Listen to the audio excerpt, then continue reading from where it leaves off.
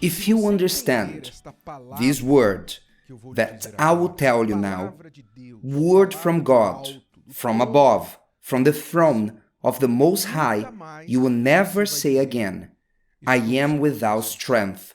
I am feeling weak. Never again. You will never say again, I can't. I cannot do it. Pay attention to these words. No temptation has overtaken you, except such as is common to man. But God is faithful, who will not allow you to be tempted beyond what you are able, but with the temptation will also make the way of escape, that you may be able to bear it. This word speaks of God's faithfulness, speaks about how God does not allow us to face something greater than our strength. Just as in sports, you see that they create different categories, whether in boxing or UFC or football. They organize the categories in such a way that the players, the athletes, may compete according to their capacity, according to their age, their weight, their technique. You won't see Flamengo or Corinthians playing with a Sunday league, amateur league. It is cowardice. They don't do that.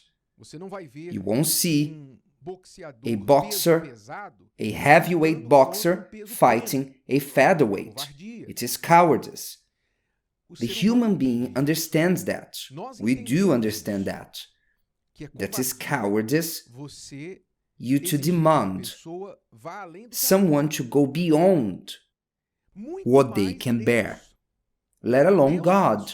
God in His faithfulness does not allow us to be tempted beyond what we are able.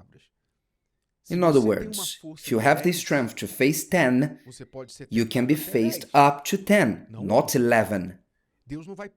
God won't allow you to be tempted against 11 or 12, but only up to 10, that you can face that temptation. But He will never allow you to go beyond your energy and capacity to bear it. When you think, I cannot do it, I have no strength, I'm weak, I'm going to give up, that doesn't match reality. It doesn't mean that you don't have strength. It doesn't mean you are weak, or what is happening to you is stronger than you. It means that a thought came into your head and convinced you that for you, it's not possible. And if you believed in that thought, indeed, it becomes the truth in your life. If you convince yourself that something is too hard for you, you give up. This is the devil's greatest strategy. The devil works with ideas than with actions, per se. He brings ideas to the human being who falls for them. He puts an idea in the person's mind. For example, you cannot, or even try it. If the person believes in the idea, what else must the devil do? The devil puts in the head of the person, your husband is betraying you, your wife is betraying you. He puts this idea into the head of the person. And once the person believing in that with no proof, no evidence that that is really happening, just the suspicion, the fear, what else does the devil need to do? The rest, the person will do. They become paranoid to follow the other person's steps. They start to see things that doesn't exist. they will do the rest. The only thing the devil needs to do is to sow an idea, a belief in the head of the person. You cannot, you will not, you don't have the capacity, you're not like the others can do more than you. So if the person believes in that, is convinced about that, so as they think, they are. So the devil is in the field of ideas than in physical actions, because he doesn't catch people. For instance, he didn't take Eve in Eden and force her by the neck, tied her hands behind her back, and took the fruit from the tree of knowledge of good and evil and forced down her throat. No. He only placed a thought in her head. He said, the reality is, if you both eat of that tree, you will be like God. And you will know good and evil. The reality is that God forbids you from eating of the tree because he's hiding something from you. He's not being fair, transparent with you. That's it, it was enough. That's all. He planted the thought in her head. The rest she did. The devil is in the field of thoughts, of ideas. He discloses beliefs, ideas. He creates words, concepts, names and pronouns. He creates them. He creates thoughts that those who are unwise embrace them as if they were true. The rest, the person themselves do. He only needs you to embrace the idea. So if you say that you are weak, discouraged, I will give up,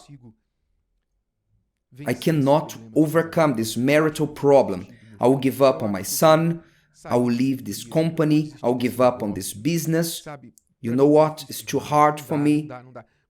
You say that so much to yourself, you think so much about those thoughts that you end up believing in them.